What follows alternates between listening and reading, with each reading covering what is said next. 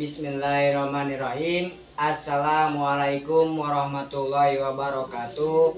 Innal hamdalillah nahmaduhu wa nasta'inuhu wa nastaghfiruh wa na'udzu billahi min syururi anfusina wa min sayyiati a'malina may yahdihillahu fala mudhillalah wa may yudhlil fala hadiyalah.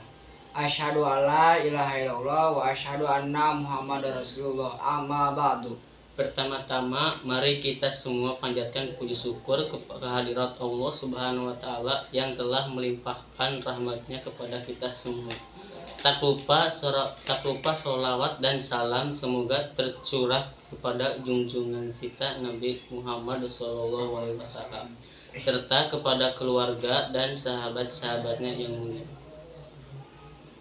Baik, kami dari kelompok 11 akan menjelaskan tentang ilmu tajwid, yaitu mad iwad.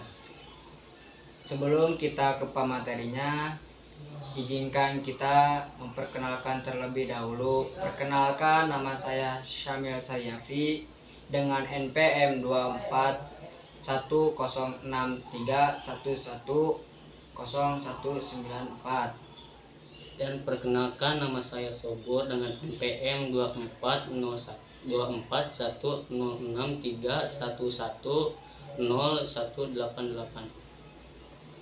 Baik, langsung aja ke pematerinya yang akan dijelaskan oleh Ananda Syamil.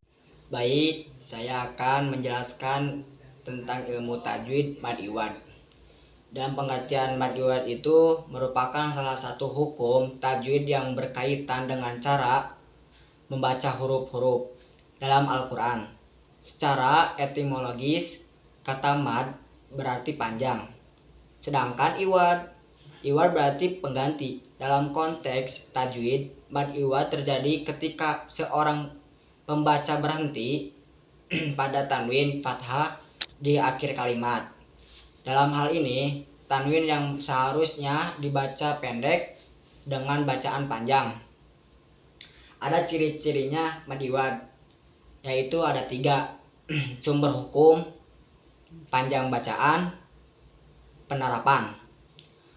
Sumber hukum mad iwad biasanya muncul ketika ada tanwin di akhir kata dan pembaca berhenti. Dalam hal ini, tanwin yang ada akan diganti dengan bacaan mad. Yang kedua, panjang bacaan. Mad iwad dibaca dengan panjang 1 alif atau 2 harokat. Ini berarti bahwa saat membaca kita perlu memperpanjang suara pada huruf yang menggantikan tanwin tersebut. Yang ketiga, penerapan. Mad iwad tidak berlaku untuk semua jenis tanwin, tetapi khusus tanwin fathah. Hal ini menjadikannya berbeda dari hukum mad lainnya. Ada contoh-contoh mad iwad dalam Al-Quran. Surat Al-Adiyat ayat 1 yang berbunyi wal adiyati dobha. Pada kata dobha terdapat tanwin fathah di akhir kata. Jika kita berhenti di sini, kita akan mengganti tanwin tersebut dengan mad iwad sehingga terbaca panjang. Ada juga di surat An-Nasr ayat 2 yang berbunyinya itu wa ra'aitan nasa yadkhuluna fi dinillahi afwaja. Kata afwaja juga mengandung tanwin fathah di akhir. Saat berhenti membaca, kita akan menerapkan mad iwad dan membaca panjang. Ada juga di surat Al-Baqarah ayat 267 yang berbunyinya watutuna al-sakini. Dalam konteks ini, jika kita berhenti pada kata as-sakin, kita akan menggantikan tanwin dengan bacaan panjang 2 rakaat. Cara membaca mad iwad itu ada caranya, langkah-langkahnya. Ada 3, yaitu identifikasi tanwin fathah, berhenti dengan benar. Yang ketiga, ganti tanwin dengan bacaan panjang. Identifikasi tanwin fathah, temukan kata-kata yang dimana di akhir dengan tanwin fathah. Yang kedua itu berhenti dengan benar. Saat mencapai akhir kalimat atau kata tersebut, pastikan untuk berhenti dengan jelas. Yang ketiga, yang terakhir itu ganti tanwin dengan bacaan panjang. Bacalah huruf yang menggantikan tanwin tersebut dengan panjang 1 alif atau 2 harokat. Nah, untuk apa pentingnya memahami mad iwad? Memahaminya hukum tajwid seperti mad iwad sangat penting bagi setiap yang ingin membaca Al-Quran dengan baik dan benar.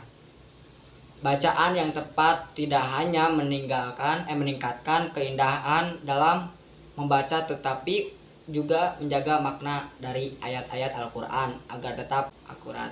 Mad iwad adalah salah satu jenis mad dalam ilmu tajwid yang terjadi pada huruf-huruf tertentu ketika ada harokat fathah bertemu dengan huruf yang memiliki sukun. Mad iwad terjadi ketika ada huruf yang membawa harokat fathah lalu diikuti oleh huruf bertasdid, sehingga jika mengubah panjang bacaan tersebut menjadi 2 harokat atau lebih tergantung pada keadaannya. Pengertian mad iwad adalah mad yang terjadi jika ada harokat fathah pada huruf yang diikuti oleh huruf yang bertasdid, bisa berupa huruf apapun. Mad iwad termasuk dalam kategori mad wajib muttasil yang berarti harus dipanjangkan dalam pembacaannya. Ketentuan mad iwad: harokat fathah pada huruf yang diikuti oleh huruf yang bertasdid. Panjang bacaannya. Mad iwad ini adalah 2 harokat atau lebih tergantung keadaan situasinya. Penjelasan secara rinci. Harokat fathah adalah tanda vokal berupa huruf A yang terletak di atas huruf, misalnya pada huruf ba yang diberi fathah menjadi ba. Tasdid adalah tanda yang menunjukkan bahwa suatu huruf dibaca 2 kali, yaitu dengan cara mengubahnya dalam suatu waktu, misalnya pada huruf jim yang bertasdid. Huruf ini dibaca seperti ada 2 huruf jim yang digabungkan dalam satu waktu. Mad iwad terjadi jika ada harokat fathah pada suatu huruf yang kemudian diikuti oleh huruf yang bertasdid. Dalam situasi ini, bacaannya dipanjangkan menjadi 2 harokat. Kapan terjadinya mad iwad? Mad iwad hanya terjadi jika harokat fathah yang bertemu dengan huruf yang bertasdid.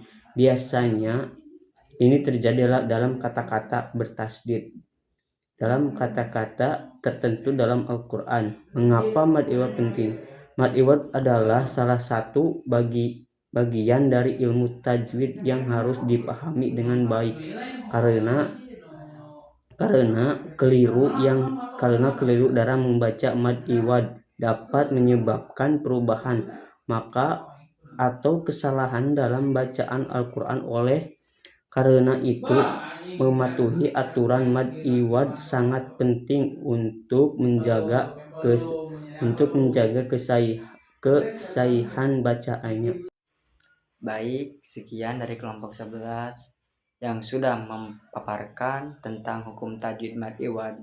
Sebelum kita tutup, kita akan membacakan kesimpulan terlebih dahulu. Jadi mad iwad adalah hukum tajwid yang penting untuk diperhatikan dalam membaca Al-Quran dengan mengenali ciri-cirinya dan berlatih membaca contoh-contoh yang ada. Kita dapat mengingatkan kemanapun membaca Al-Quran dengan benar dan baik. Sekian, mohon maaf bila ada kesalahan, mohon dimaafkan. Sekian dari kelompok kami, tutup aja. Wabillahi taufiq wal hidayah. Wassalamualaikum warahmatullahi wabarakatuh.